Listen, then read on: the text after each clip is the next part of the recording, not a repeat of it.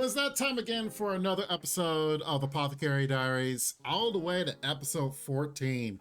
And we were correct in our assessment of what was going to happen in this episode. Maomao, the teacher, teaching the concubines different things they can do to please the emperor in different ways. Now, of course, different concubines received it in different ways, but one thing we gotta say is this new consort that just came in on this episode, there's really not much about her because she didn't say anything. She barely did anything. She looked like she was bored all the time in a class that was supposed to be about how to love and aspects of doing things with it. She was bored. She didn't care. She kept feeling like, I mean, all you really read on her was like, why am I here? What's the whole point? And the said book that Mama brought around, now of course she brought multiple books, but one of the books that she was given, she literally tossed it to her lady in waiting behind her, and the lady in waiting was more interested and kind of looked at it. It probably has pictures in the books as well. And she wasn't embarrassed or anything. The consort, she just didn't care.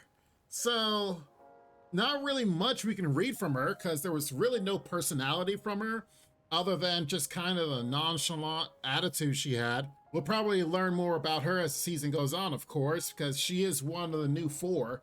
Now, you got to understand, she is younger, or at least appears younger than the other two consorts. We got these two on the left who were actually endorsing this class and wanting Maomao to do it.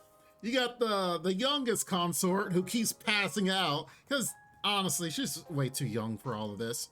And then you have the new one that just like, whatever. All right. Just doesn't care. So really not much we can read out of her at this moment in time, other than her kind of nonchalant attitude, like I said before. The biggest thing is how she even treated when she came into the position. And she took off like her little crown, if you will, and she just kind of, instead of like neatly or nicely just placing it on the tray, she just kind of just threw it down and just sat down, which was like, well, that's odd, because I expected her to kind of, you know, turn it around upright, place it down into the tray, but she just kind of took it off and just like slammed it in and just sat down and just like, this is where I am now. There's a lot that we need to know about her. As time goes on, we'll probably learn more about her and her attitude towards things, but she just kind of gave off like, I don't care, whatever, which you should care. You've been selected as a concubine for the emperor. I would think that would be a position that either you really, really want or you really, really don't want.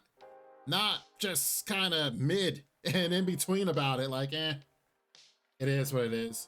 And just kind of just moving on in life. But whatever, like I said, we'll know more about her as time goes on. Then the second part to this episode was the fact that one of the storehouses, looks like a food storehouse, was set on fire / exploded. Now, of course, everyone's suspecting that it's some sort of arson, and they were trying to investigate it. But thanks to Maomao coming to the rescue to explain, and not only explain, literally show an experiment of how it works. It was probably one of the most hilarious things, as she shows them how explosive, if you will, flour can be once it's in the air.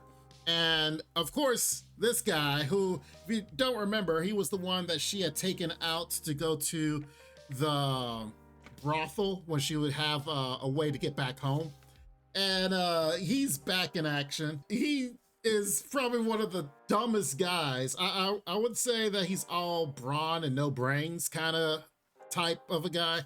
Because Maomao's sitting there showing him an experiment of how it all works, and she kept telling the dude over and over, hey, this is dangerous. Back up. Run away.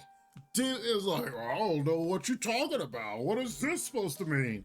And it explodes in his face. And he's on fire. And now he has a cold because they had to douse him. In the winter, snowy winter, with water. So yes, that doesn't agree with him. Overall, it was very hilarious, but it was actually a really good thing that it showcased Maomao's intelligence, because even they were like, how do you know about this? She's like, oh yeah, I exploited one of our brothel's rooms, and she paid the price for that, thanks to the grandmother, or granny as she says, that's over the brothel. Like, come on. The way they artistically do this whenever they're having like a flashback or little funny moments are happening, like, come on, she's being thrown out of the balcony, if you will, and pulled back up. Oh man, for her punishment of blowing up a whole room. Hilarious, absolutely hilarious. The only thing I really am thinking about is kind of like what Mama was saying, that this pipe that was used to start the fire seems like it's a little too extravagant as a means to, like, as she said, oh, the explosion must have been caused by, you know, someone walking in on their shift and just trying to take a smoke inside the storehouse, and then boom, explosion. But it's ivory, and it's well intricate and designed just for common military soldiers' use. And that's why she was thinking maybe it's just a precious heirloom, an item by someone, because it looks super extravagant to be something of like just an ordinary guy. Honestly, I feel like this case was solved too quickly. Like, the way Maomao explained everything, and it seems feasible. Like, you know, okay, person went in, took a smoke, whatever. But is it that simple? Was it just that? I feel like it's just, I don't know. I feel like it's an underlying story for maybe something else that might be happening later. But it just seems like it was just way too neatly wrapped up, especially with the whole mystery of like, why is this pipe so intricate? Like, does it belong to someone rich, but then was given to somebody else for their use, and they didn't know it was going to explode? Like, was it on purpose? Like, were they set up?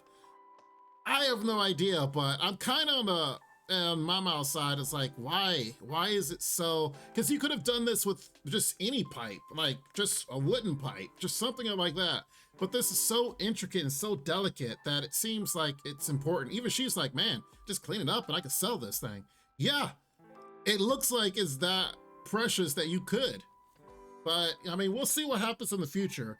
But honestly, that was pretty much it for this episode. Kind of these two things. But we will definitely have to see what happens in the next episode, because now that Maomao's back, I mean, a lot of funny things are definitely happening. The woman of the house keeps getting on Maomao's case. Like, Maomao's trying to get away with little things, but she keeps getting caught by her. Jinshi's like stewardess, if you will. And honestly, the whole dynamic with Jinshi, Maomao, and the other two kind of being their own like little party, if you will. Honestly, it kind of lends to be one of the funniest moments, because before it was all about Maomao in the concubines house there and going around not only solving mysteries but meeting all the different concubines and all the different women and girls, that how they deal with her and whether they're jealous of her, especially with Jinshi and all that. But now she's living at Jinshi's house, complex, however you want to say it. Their whole relationship, I believe I said this last week, that the fact that they're together and they could see each other more often is only going to make their relationship grow even more. So it kind of progresses things to another level, which just makes it only funny, because they have their funny moments and then they have their serious moments, and I love every moment of it. But we'll check and see how things go next week. I hope you guys enjoy this analysis, and if you definitely want to stick around for more, make sure you guys like the video, make sure you guys subscribe. We'll definitely discuss more about this anime and several others on the channel.